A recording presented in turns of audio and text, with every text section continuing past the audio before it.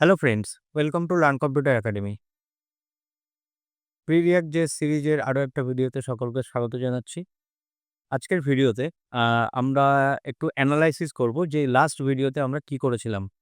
তো গত ভিডিও পর্যন্ত আমরা দেখেছিলাম যে আমরা ডেটা ফেচ করে আনতে পারছিলাম। মানে ব্রাউজার লোড হওয়ার সঙ্গে, সঙ্গে আমাদের কাছে এপিআই থেকে ডেটা আসছিল। আমরা ১০০ টা কার্ড বানিয়েছিলাম এখানে এবং এখানে একটা সার্চের অপশন বানিয়েছিলাম। যে যেমন কোনো টেক্সট লিখে মানে কোনো অথরের নাম সার্চ করলে আমরা কিন্তু এখানে ডেটা পাচ্ছিলাম। তো এই পর্যন্ত সবকিছুই ঠিকঠাক ছিল। কিন্তু এখনো আমাদের চিন্তার বিষয় আছে এখানে। দেখে মনে হচ্ছে যে সবকিছু পারফেক্টলি কাজ করছে। কিন্তু এখানে এখনো বাগ আছে। সেগুলোকে ফিক্স করতে হবে। এছাড়াও এখানে কিন্তু আ পারফরম্যান্স ইস্যু আছে। এটা ইনএফিশিয়েন্টলি আমাদের কাছে কিন্তু রেন্ডারিং হচ্ছে। অর্থাৎ এই যে ডেটা যেগুলো আসছে সেগুলো দেখে সবকিছু পারফেক্ট মনে হলেও যদি আমরা একটু ইনার ইঞ্জিনিয়ারিং দেখি তাহলে দেখব যে এখানে অনেক ফল্ট আছে যেগুলো আমরা হয়তো খালি চোখে দেখতে পাবো না। কিন্তু টেকনিক্যালি আমাদেরকে এই যে বিষয়গুলোকে একটু এনালাইসিস করতে হবে। তো এই একটা প্রজেক্ট থেকে আমি আপনাদের কথা দিচ্ছি অনেক কিছু আপনারা শিখতে পারবেন ইন ডেপথ। আপনার এইজন্য ১০০০ টা অ্যাপ বানানোর প্রয়োজন হবে না। এই একটা কনসেপ্ট যদি আপনারা ক্লিয়ার করেন এই একটা প্রজেক্ট থেকে সবকিছুই কিন্তু এপিআই। কোনো এপিআই সিম্পল থাকে, কোনো এপিআই একটু কমপ্লেক্স থাকে কিন্তু কনসেপ্ট সেমই থাকে। তো এখানে চলুন আমরা ফোকাস করি যে এখানে এই মুহূর্তে কি প্রবলেম আছে। ছোট্ট একটা বিষয়। এখানে আমরা ডেটা রেন্ডার করছিলাম। এটা খুব একটা বিষয় মানে ইম্পোর্টেন্ট বিষয় নয় এখানে।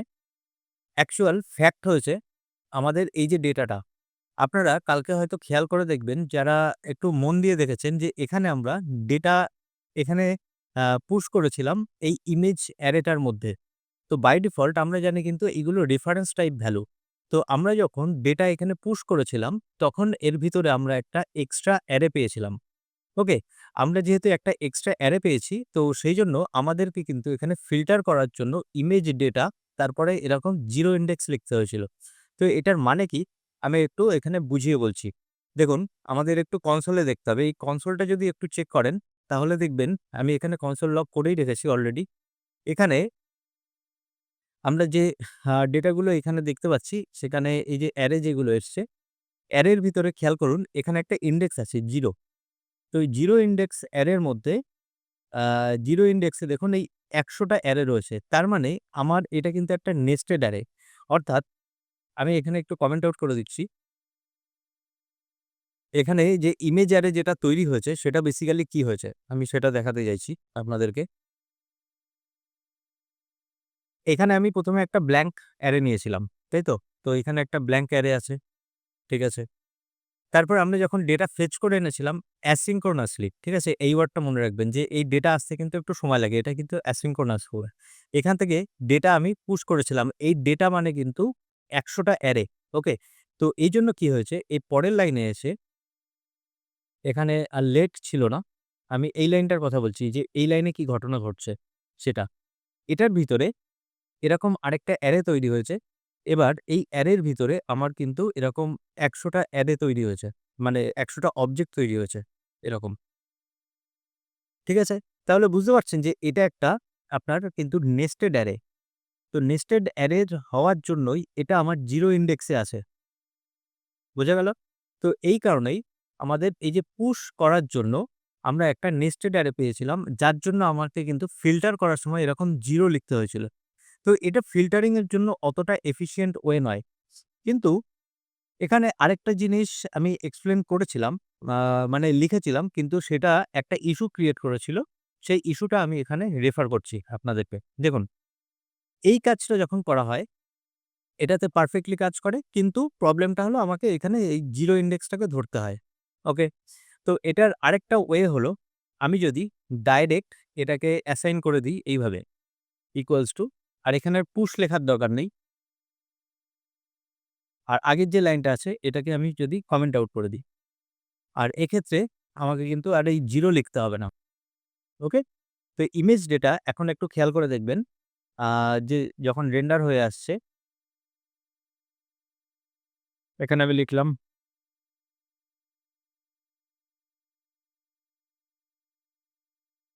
এক্ষেত্রে ইমেজ ডেটার মধ্যে কিন্তু ডাইরেক্ট আমি অ্যারে দেখতে পাচ্ছি। ওকে? এখানে কিন্তু ডাইরেক্ট অ্যারে আছে। এই সরি ডাইরেক্ট অবজেক্ট আছে। আমার কিন্তু নেস্টেড অ্যারে নেই। অর্থাৎ এই লাইনটা কি করছে? এই লাইনটা একটা ফ্ল্যাট অ্যারে ক্রিয়েট করছে। মানে এই যে এক্সট্রা যে অ্যারে আছে না? এই এক্সট্রা অ্যারেটা কিন্তু এখানে ক্রিয়েট হচ্ছে না। যার জন্য আমরা কিন্তু এই ইমেজ ডেটাটাকে ডাইরেক্ট লিখতে পারছি। তো এটা যখন অ্যাড ইভেন্ট লিসেনার এর মধ্যে লিখছি, তখন ঠিক আছে। কিন্তু ইস্যুটা কোথায়? ইস্যুটা হলো আমি যদি এখানে কোনো জায়গায় এসে console.log এভাবে লিখি, এবার যদি ইমেজ ডেটা যদি একটু সার্চ করে দেখি, আর এই console logটাকে আমি অফ করছি এখন। দেখুন এই যে লাইন নাম্বার 37, 37 এই যে দেখছেন? app.js 37 এই যে এই লাইনটা। তো এখান থেকে কি পেয়েছি আমরা? একদম ব্ল্যাংক একটা অ্যারে যার লেংথ 0। তার মানে এই অ্যারের মধ্যে কিছুই নেই। কিন্তু একটু খেয়াল করে দেখুন যে এখানে আমার ব্ল্যাংক অ্যারে ছিল। ঠিক আছে, বুঝলাম। এখানে আমি যখন ডেটা ফেচ করে আনছিলাম, এই লাইনে রেসপন্স এসছে, রেসপন্সটাকে জেসন এ কনভার্ট করেছি। ভালো করে একটু ফোকাস করবেন যে আমি কোন প্রবলেমটার কথা বলছি, কোনটা আমাদের চিন্তার বিষয়। এখানে image data equals to data assign করেছি। তার মানে আমরা বলছি যে এই ইমেজ ডেটা যে খালি অ্যারেটা ছিল, খালি অ্যারের মধ্যে এই যে ডেটা যেগুলো এসছে, সমস্ত ডেটা এর মধ্যে আমি নিয়ে নিয়েছি। ওকে? অ্যাকচুয়ালি এটা বলতে চাইছি যে আমি অ্যাসাইন করেছি। ওকে, ভেরি গুড। তার মানে ইমেজ ডেটার মধ্যে আমার ডেটা থাকার কথা, মানে অনেকগুলো অ্যারে থাকার কথা। ঠিক আছে? যদি এখানে ১০০ টা অ্যারে থেকেই থাকে, এর মধ্যেই তো অ্যাসাইন হয়েছে, তাই না? তাহলে আমরা লাইন নাম্বার 37 এ এসে কি দেখতে পাচ্ছি? ব্ল্যাংক। এই ঘটনাটা কি? আমি তো এখানে অ্যাসাইন করলাম, তাই না ডেটাটা? তাহলে এই অ্যারেটা ব্ল্যাংক কি করে হয়ে গেল? কিন্তু আমি যদি এখন এর ভিতরে এসে এটাকে সার্চ করি, এর ভিতরে যদি আমি সার্চ করি, এবার যদি আমি এখানে কিছু একটা টাইপ করি, সাপোজ A, তাহলে আমার কি এই ইভেন্টটা ঘটবে, ইনপুট ইভেন্ট ঘটবে। দেখুন এখানে ১০০ টা অ্যারে এসছে। তো এটা কোন লাইন থেকে এসছে? 45 থেকে এখানে। তো এটা একটা অদ্ভুত বিহেভিয়ার। তো জাভাস্ক্রিপ্ট এইজন্যই একটু কিন্তু আ আমি বলব যে একটু কমপ্লিকেটেড, একটু আ কনফিউজিং জিনিস মনে হতে পারে। কিন্তু যদি এর ইনার ইঞ্জিনিয়ারিং টা বুঝি যে এটা কিভাবে কাজ করছে অ্যাকচুয়ালি, তাহলে ইজি। ঘটনাটা হচ্ছে এই যে ফেচ যে অংশটা আছে না? এটা কিন্তু অ্যাসিনক্রোনাস কোড। অ্যাসিনক্রোনাস কোড মানে এই কোডটা কিন্তু ফেচ লেখার সঙ্গে, সঙ্গে ডেটা চলে আসে এমন না। ফেচ লেখার পরে যে রেসপন্স আসতে, তারপরে সেই ডেটাটাকে আমরা রিট্রিভ করছি, এই জিনিসটা একটু সময় লাগে। এই জিনিসটা সময় লাগে, তো সেইজন্য হলো এটা অ্যাসিনক্রোনাস কোড। কিন্তু বাকি যে কোডগুলো আছে এগুলো টপ লেভেল কোড। এগুলো কিন্তু সিনক্রোনাস কোড। তার মানে এই যে 37 যে লাইনটা আছে না? এই 37 নাম্বার লাইনটা কিন্তু কখনোই ওয়েট করবে না যে এখানে কখন ডেটা আসবে। মানে আমি কি বলতে চাইছি? একটু ফোকাস করবেন আমার দিকে। এই যে এই লাইনটা কিন্তু এই অংশটুকুর জন্য ওয়েট করে থাকবে না। যে এখানে ডেটা কখন আসবে, ইমেজ ডেটা কখন অ্যাসাইন হবে, সেই ডেটার মধ্যে সমস্ত অ্যারে আসবে। এ কিন্তু ওয়েট করবে না। এখানে আমি এই যে লাইনটা লিখেছি, এই লাইনটা লেখার অর্থ হলো অনেকটা মনে করতে পারেন এই লাইনটা কাট করে আমি এখানে লিখে দিয়েছি। এটার মানে কিন্তু তাই। মানে এক্সিকিউট অ্যাকচুয়ালি এইভাবেই হয়েছে। দেখুন এখানেও ব্ল্যাংক এসছে লাইন নাম্বার 7 থেকে। আমি এখানে লিখি বা এখানে টাইপ করি বা এখানে টাইপ করি, যেখানে আমি টাইপ করি না কেন, এটা কিন্তু ব্ল্যাংক আছে। কেন ব্ল্যাংক আছে? কারণ হলো এটা হলো সিনক্রোনাস পোড। এটা সিনক্রোনাস পোড। তো এই সিনক্রোনাস কোড অর্থ এরা কিন্তু ওয়েট করে থাকে না। ফেচ থেকে কখন ডেটা আসবে, সেট টাইম আউট বা সেট ইন্টারভাল কখন ডেটা আ আমাদের নিয়ে আসবে বা পুশ করবে, এইগুলোর জন্য অপেক্ষা করবে না। এটা কিন্তু চলে যাবে কোড। এই কোডটা চলে যাওয়ার কারণেই আমাদের কিন্তু আগেই আমরা ব্ল্যাংক অ্যারে পাচ্ছি। তার মানে এই ফেচের বাইরে এসে আমি যদি এখানে কনসোল লগ করি না, এখানেও কিন্তু আমি ডেটা দেখতে পাবো। আমি যদি এখানে কনসোল লগ করে ইমেজ ডেটা দেখতে চাই, এখানে কিন্তু আমি ডেটা দেখতে পাবো। ওকে? এই যে দেখুন এখানে ডেটা এসছে। এখানে ডেটা এসছে বলেই কিন্তু আমার এই রেন্ডার ইমেজটা কাজ করছে। ওকে? এখানে রেন্ডার ইমেজটা কিন্তু এইজন্য কাজ করছে। এখন বিষয় হলো যে এই যে পুশ যেটা লেখা রয়েছে, তাহলে পুশ যখন আমি করছি, তখন যখন আমি বাইরে লিখছি তখন কিন্তু আমি ডেটা পাচ্ছি। আচ্ছা, কি বলতে চাইছি? আরেকবার ফোকাস করুন। এর ভিতরে তো ডেটা আছে ফেচের মধ্যে, ইমেজ ডেটা পাওয়া যাচ্ছে। এটা ঠিক আছে। এটা বুঝলাম যে এটা পরের লাইনে এক্সিকিউট হচ্ছে। যে এই লাইনে ডেটা অ্যাসাইন হয়েছে, তারপর আমি ইমেজ ডেটা পাচ্ছি। এটা ঠিক আছে। এটা নিয়ে কোনো কনফিউশন নেই। কনফিউশন হলো এই ফেচের বাইরে এসে আমরা যখনই এই কনসোল লগটাকে লিখছি না, এখানে কোথাও, তখনই কিন্তু সমস্যা, বা এখানে কোথাও, তখন কিন্তু সমস্যা। সমস্যাটা কি?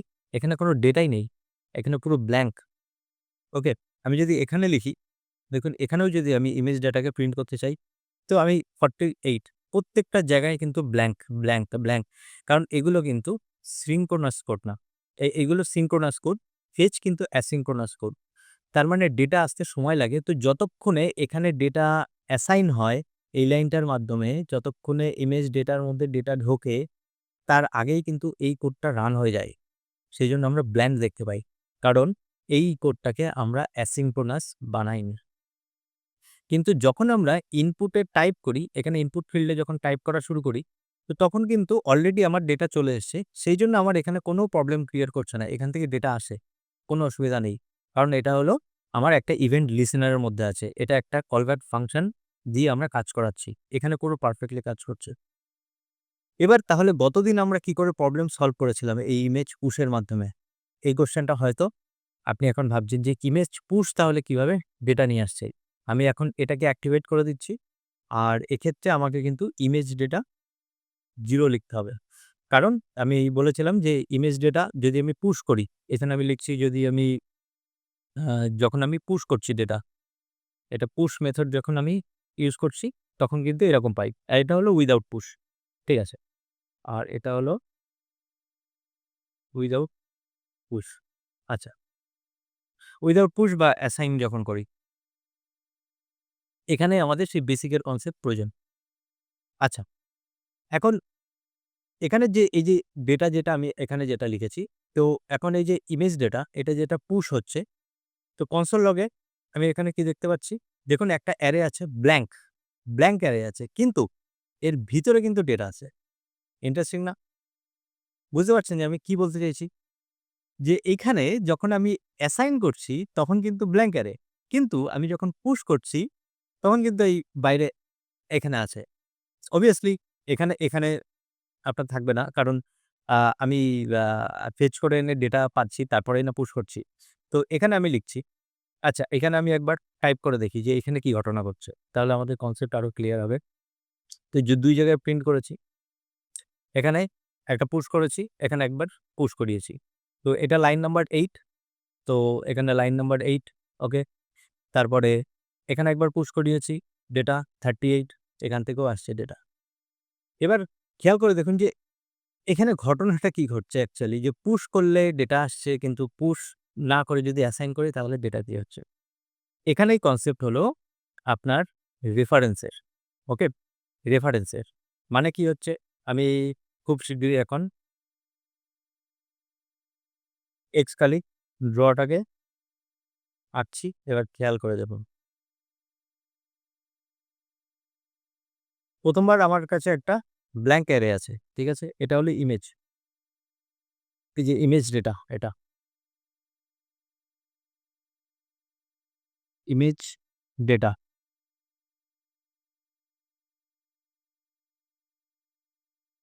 এটা ব্ল্যাংক আছে। ওকে? এখন এই ইমেজ ডেটাটা ব্ল্যাংক হওয়ার জন্য আ আমার কাছে আচ্ছা, ১ম অবস্থায় কোনো ডেটা নেই। এটা ব্ল্যাংক। Very good. এবার আমি যখন পুশ করছি, তখন কি হচ্ছে? পুশ করার জন্য আমার কিন্তু এইটার মধ্যেই কিন্তু ডেটাগুলো অ্যাসাইন হচ্ছে। তার মানে আমার অরিজিনাল যে অ্যারেটা আছে না, সেই অ্যারেটা মডিফাই হয়ে যাচ্ছে। ধরুন এখানেও পুশ করছি ডেটা।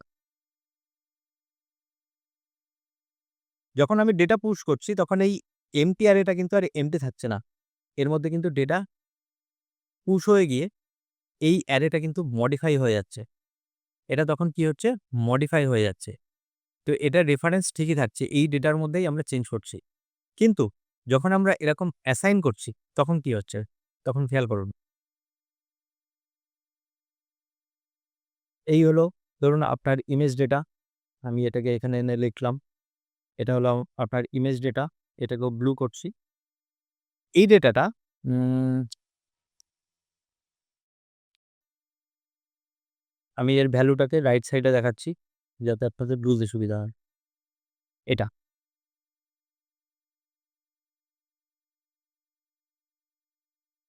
এটা আপনার অ্যারে আর এটা হলো ব্ল্যাংক। ঠিক আছে? তো এই ইমেজ ডেটাটা এদিকে পয়েন্ট করে আছে। কার দিকে পয়েন্ট করে আছে? এখানে একটা ব্ল্যাংক অ্যারের দিকে পয়েন্ট করে আছে। এই যে ব্ল্যাংক, ওকে? এখন ইমেজ ডেটাটা এদিকে তাকিয়ে আছে। এখন এই ইমেজ ডেটা ইকুয়ালস টু আমি এখন ডেটা করে দিয়েছি। তারপরে কি এই ডেটা। এই ডেটার সঙ্গে কিন্তু ইমেজ ডেটার কোনো রিলেশন নেই। এই ডেটা তো ফেচ করে আসছে, তাই না? তো এখন হঠাৎ করে আমাদের ফেচ করার ফলে এখানে ডেটার আবির্ভাব হয়েছে। তো এটা হলো গ্রিন কালার। এটা হলো ডেটা। আর এই ডেটাটা কি জিনিস? এই ডেটাটা কিন্তু একটা অ্যারে, যে অ্যারের মধ্যে প্রচুর ডেটা আছে। মানে ১০০ টা ডেটা আছে। ওকে? তো সেটাকেও আমি এখানে লিখছি। এর মধ্যে কিন্তু আমার কাছে ১০০ টা অবজেক্ট আছে। তো এরকম ১০০ টা বা ৩ টে বা ৪ টে, যে কটাই আপনি বলুন। তো এটা একটা নতুন অ্যারে। ওকে? বোঝা গেছে? Image data equal to blank. এখানে ব্ল্যাংক, ঠিক আছে? কোনো অসুবিধা নেই। তো এর দিকে পয়েন্ট করে আছে এইভাবে। এবার এই লাইনে এসে আমরা কি করেছি? পুশ করেছিলাম। সেটাই ঘটনাটা ঘটে গেছে। তো আমি এটাকে এখন কমেন্ট আউট করে দিচ্ছি। এখন আমাদের এটা নিয়ে এনালাইসিস যে এখানে কি ঘটনা ঘটছে।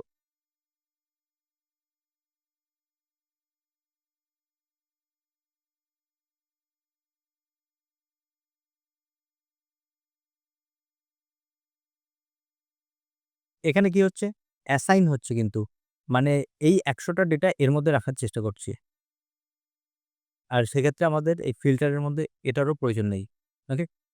আচ্ছা, এবার ঘটনাটা দেখুন কি হয়েছে। ইমেজ ডেটা ব্ল্যাংক, ঠিক আছে? ইমেজ ডেটা ব্ল্যাংক ওখানে।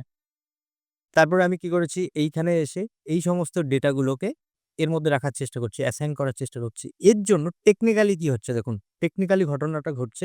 ইমেজ ডেটা এতক্ষণ এই খালি এই অ্যারেটার দিকে তাকিয়ে ছিল। খালি অ্যারেটার দিকে তাকিয়ে ছিল। আমি যেই রিঅ্যাসাইন করে দিয়েছি না, তখন এই অ্যারোটা না এর মুখটা ঘুরিয়ে নিয়েছে। ঘুরিয়ে এখন এর দিকে তাকিয়ে রয়েছে। বোঝা গেছে? এটাই হলো রেফারেন্স ভ্যালু। এটাই হলো রেফারেন্স ভ্যালু। এটা অ্যারে হওয়ার জন্য এই ঘটনাটা ঘটেছে। তো আমরা যখন রিঅ্যাসাইন করছি, ডেটা মানে তো এই ডেটাটা, সেটা জানি। এটা নিয়ে তো কোনো সন্দেহ নেই যে ডেটা মানে হলো আমাদের এই ১০০ টা অবজেক্ট। এটা ঠিক আছে। তো আমরা জাস্ট এই ইমেজ ডেটা এতক্ষণ ধরে যে খালি অ্যারে ছিল, এটার পয়েন্টিংটা জাস্ট চেঞ্জ করে দিয়েছি। এটা কিন্তু ভ্যারিয়েবল। ভ্যারিয়েবল আলাদা জায়গায় অ্যাসাইন হয় মেমোরিতে। তো মেমোরিতে আলাদা জায়গায় অ্যাসাইন হচ্ছে আর এটাও মেমোরিতে আলাদা জায়গায় অ্যাসাইন হচ্ছে। তো এর রেফারেন্স থাকে অন্য জায়গায়। সেটা আমরা Node.js এর একটা ভিডিওতে দেখে নিয়েছি। তো আপনাদের যদি Node.js না জানা থাকে তো ওখানে গিয়ে সার্চ করবেন যে মেমোরিতে কিভাবে ফিজিক্যালি মেমোরিতে ডেটা কিভাবে সেভ হয়। সেখানে আমি খুব সুন্দরভাবে এক্সপ্লেইন করেছি যে ইভেন দেখিয়েছি যে মেমোরিতে কিভাবে অ্যাসাইন হয়। তো জাস্ট এই যে অ্যারোটা, এই অ্যারোটা এতক্ষণ ধরে খালি অ্যারের দিকে তাকিয়ে ছিল। কিন্তু এখন এর দিকে তাকিয়ে আছে। কোথায়? এই অ্যাসাইন করেছি যখন, তখন। সেইজন্য এই ডেটাটা এখন ডেটা লিখলেও আমরা এই অ্যারেটা পাবো, আবার ইমেজ ডেটা লিখলেও এই অ্যারেটা পাবো। কিন্তু এই ডেটা তখন পাবো যখন আমার কোনো এরকম অ্যাড ইভেন্ট লিসেনার এর মধ্যে আমি লিখবো বা কোনো অ্যাসিনক্রোনাস কোডের মধ্যে লিখবো বা কল ব্যাক ফাংশন যখন থাকছে তখন। এক্ষেত্রে কিন্তু বাইরে আমি অলওয়েজ ব্ল্যাংক পাবো। এই ব্ল্যাংক পাওয়ার অর্থ এটা কিন্তু আগেই এক্সিকিউট হয়ে যাচ্ছে। তো এই সমস্ত জায়গায় কিন্তু আমরা এই ইমেজ ডেটা পাবো না। আশা করি এখান থেকে একটু কনফিউশন ক্লিয়ার হয়েছে। আর এছাড়াও আমরা যে প্রজেক্টটা এই যে এটা যেটা রেন্ডার করছিলাম, তো সেই প্রজেক্টটা এফিশিয়েন্ট না। সেটাকে আমাদের রেন্ডার করার জন্য আরো বেটার ওয়েতে পরের ভিডিও থেকে আমরা এই রেন্ডার ফাংশনটা নিয়ে কাজ করব। এখানে আরো বেশি মডিফাই করব। আজকে এক্সপ্লেইন করার আ এটাই অর্থ ছিল যে এই লাইনটা আর এই লাইনটা যে একটা হিউজ ডিফারেন্স ক্রিয়েট করে সেটা আমাদের বোঝার দরকার ছিল। আমাদের মেমোরিতে কিন্তু এই যে পুশ করার ফলে এই যে অ্যারেটা আছে না, এই অ্যারেটা অরিজিনাল অ্যারেটাই মডিফাই হয়ে যায়। তো মেমোরি কিন্তু অরিজিনাল অ্যারেটাকেই কিন্তু মডিফাই করে ফেলে। তো সেইজন্য পুশ করলে আমাদের ডেটা পাওয়া যায় যেকোনো জায়গা থেকে। কিন্তু এতে সমস্যা হলো আমাদের সেক্ষেত্রে কিন্তু এই ফিল্টার করার সময় অ্যারেটাকে একবার খেয়াল করে নিতে হবে যে ওর ভিতরে একটা ইনসাইড এ অ্যারে তৈরি হয়ে যাচ্ছে। ওকে? তো এটাই বলার ছিল। তো আশা করি বোঝাতে পেরেছি। আমাদের পরবর্তী ভিডিওতে আমরা এই রেন্ডার ইমেজটা নিয়ে কাজ করব। এটাকে আরো এফিশিয়েন্টলি আমরা এখানে ডিসপ্লে করানোর চেষ্টা করব। তো আজকের ভিডিও এতটুকু। আমাদের পরবর্তী ভিডিওতে আবার দেখা হবে। ধন্যবাদ।